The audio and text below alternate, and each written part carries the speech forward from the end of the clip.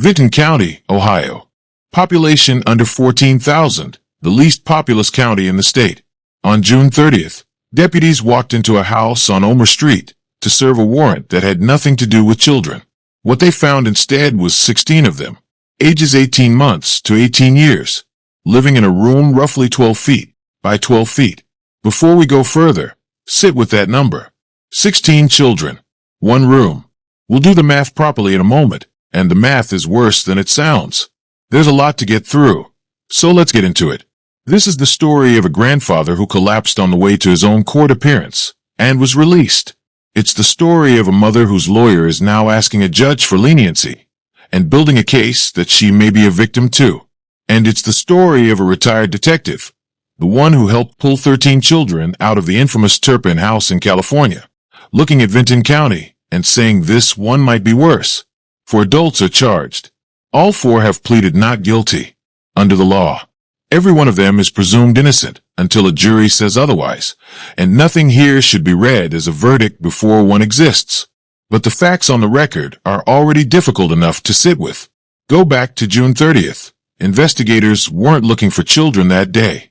They were executing a search warrant tied to an unrelated matter, a public indecency complaint against one of the men who lived there. What they walked into instead, according to the Ohio Attorney General's office, was a home in such advanced decay that officers reported the floor was rotting beneath their feet. Now the math. 12 feet by 12 feet is 144 square feet. Divide that by 16 children, and each child had roughly 9 square feet of space. That's smaller than a twin mattress. And that number assumes the room was empty. No furniture, no waste, nothing in the way. It wasn't. Investigators described a high presence of human and animal waste throughout the home. There were no cages. Officials were clear about that. There didn't need to be. Ohio Attorney General Andy Wilson said the children looked like almost feral animals.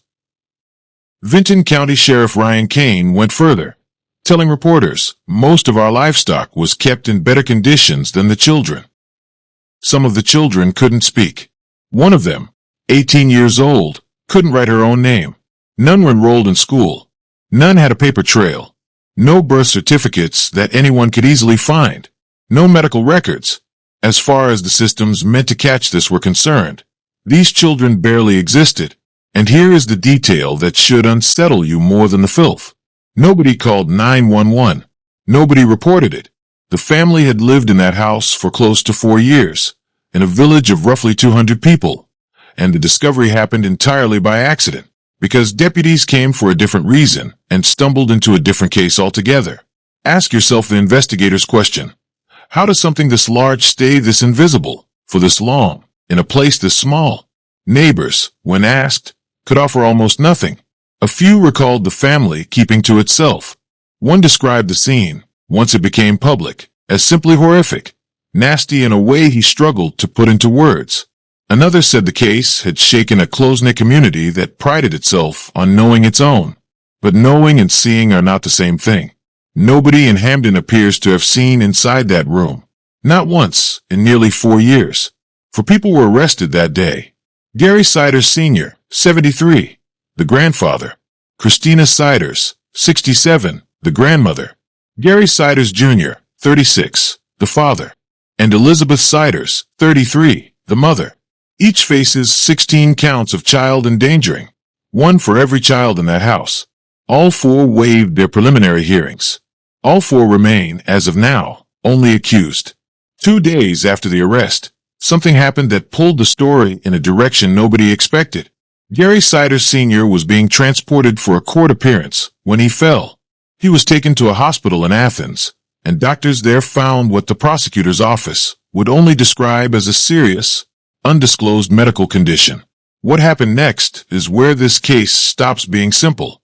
Vinton County is not just Ohio's least populous county. It's one of its poorest. And under Ohio law, if a defendant is in county custody and requires hospital-level care, the county is financially responsible for that care, even if the defendant is never convicted of anything. Vinton County Prosecutor William Archer said it plainly. Keeping Gary Siders Sr. behind bars while he needed serious medical treatment risked bankrupting the county's budget. "We're not going to put that burden also on our local taxpayers," he said. So his $300,000 cash bond was converted to a recognizance bond, with GPS monitoring attached. No cash changes hands. He isn't locked in a cell. He's tracked. It was also recommended he be moved to a larger facility, one better equipped to manage his medical needs than the regional jail holding him. If your instinct is to feel that something about the optics is wrong here, a man accused of this, walking out of custody, you're not alone in that reaction. But the logic isn't corruption. It's arithmetic. A small county cannot absorb an unlimited hospital bill for a man the system hasn't yet convicted of anything. That's not a loophole being exploited. That's the system doing exactly what it's built to do, whether or not it feels satisfying to watch. There's a second layer to the county's exposure that rarely makes the headlines. The home on Omer Street wasn't owned outright by the family. It sat inside a trust, and the family was paying rent on it. Both grandparents were also receiving state benefits. None of that is a crime, but it paints a picture of a household that was, in every financial and administrative sense, threading itself through the system rather than standing outside it, visible enough to collect support, invisible enough to avoid scrutiny. His release opened a second front almost immediately. His attorney, Dorian Baum, filed a motion for a competency evaluation and said the family may eventually pursue a defense of not guilty by reason of insanity. These two concepts get flattened together by people who've never had to use either of them. They are not the same thing, and the difference matters enormously. Competency to stand trial is about right now. Can the defendant understand the charges against him? Can he assist his own attorney? Judge Lena Featheroff Rogers reportedly watched Siders Sr. struggle to answer basic questions in court, sitting with what his own attorney called a blank stare. If a court finds him incompetent, the case doesn't move forward, not until competency can potentially be restored. If it can be restored at all, everything pauses. Insanity is about the past, not whether he understands the courtroom today, but whether, at the time of the alleged conduct, he was capable of understanding that what he was doing was wrong. This is not a legal escape hatch.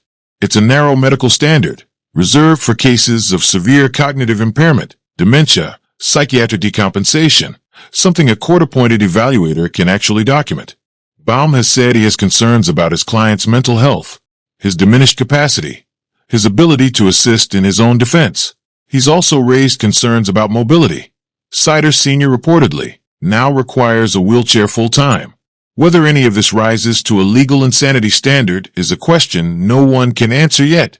That's exactly why the evaluation was ordered instead of assumed. Step back from the courtroom, and the family itself becomes its own kind of mystery. Ronnie Fletcher, married to one of the couple's daughters, told a local station he was horrified and worried about the children when the news broke. He described a family that wasn't close, one that rarely saw each other, adult children who'd built separate lives and drifted from their parents years ago. That's a very different story than isolation and control. Or it isn't. Distance can look like independence from the outside, and something else entirely from the inside. Ask yourself the investigator's question again. If the children were invisible to the system, were they also invisible to their own extended family? And if so, was that an accident, or was it the design? Now to the mother. Elizabeth Siders is 33 years old. Her attorney, Tommy Stawley, has filed to have her bond reduced to recognizance as well, arguing she has no criminal history, no record of failing to appear in court, and has cooperated with investigators throughout. He's gone further than that. He said publicly that his office is still examining whether Elizabeth herself should be considered a victim in this case, not only a defendant. To understand why he'd say that, you have to go back to 2008. Court records from Mason County, West Virginia, show Elizabeth was 15 years old when she married Gary Siders Jr., then 18. West Virginia law at the time allowed it, with parental consent. Her eldest child was born 2 months later. From that point forward, the record shows a pregnancy roughly once a year for nearly 2 decades, 16 living children, and 2 more who did not survive. In November 2022, Elizabeth gave birth to conjoined twins, Bailey and Faith Siders, at approximately 24 weeks. They died within the hour at a Columbus hospital. That brings the total to 18 pregnancies, 18 years married, an 8th grade education, according to reporting on the family's background, and by every account available, a life that never extended much beyond that house. Both things can be true at the same time. A woman capable of causing profound harm to her own children, and a woman whose entire adult life was itself shaped by isolation before she ever had the power to isolate anyone else. The court will have to decide which parts of that are a defense, and which are not. Which brings us to the comparison nobody in this story can avoid making. Thomas Salisbury is a retired detective, one of the investigators involved in the 2018 rescue of the 13 Turpin children from a home in Paris, California, a case that became a byword for hidden family abuse in America. Salisbury has now looked at Vinton County and, by his own public assessment, called aspects of it worse. Here's the detail that should chill you more than the room, more than the waste, more than any of it. In the Turpin house, the older children, malnourished, chained at times, kept from the outside world for years, still built something among themselves. An internal structure. The older ones taught the younger ones to read, to speak, to understand a world they'd never been allowed to see.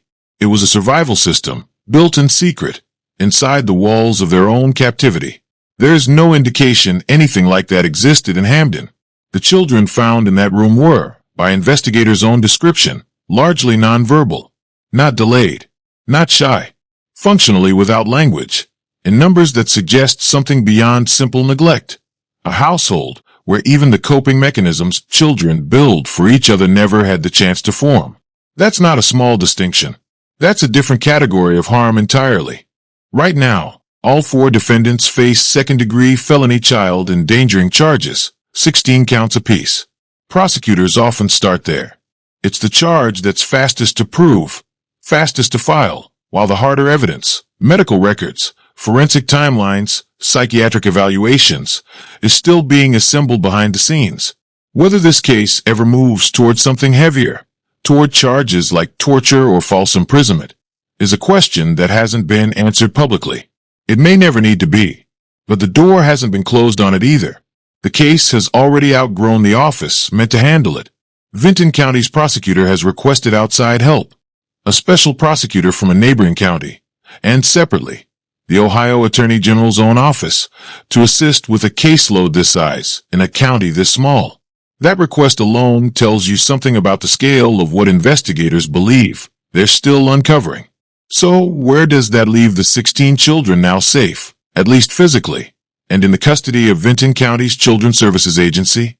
Experts who've studied cases like the Turpin family have said the worst thing a system can do to children who've only ever known each other is scatter them into different foster placements, different schools, different lives, severing the one relationship that survived the house they came from. Whether that advice gets followed here remains to be seen.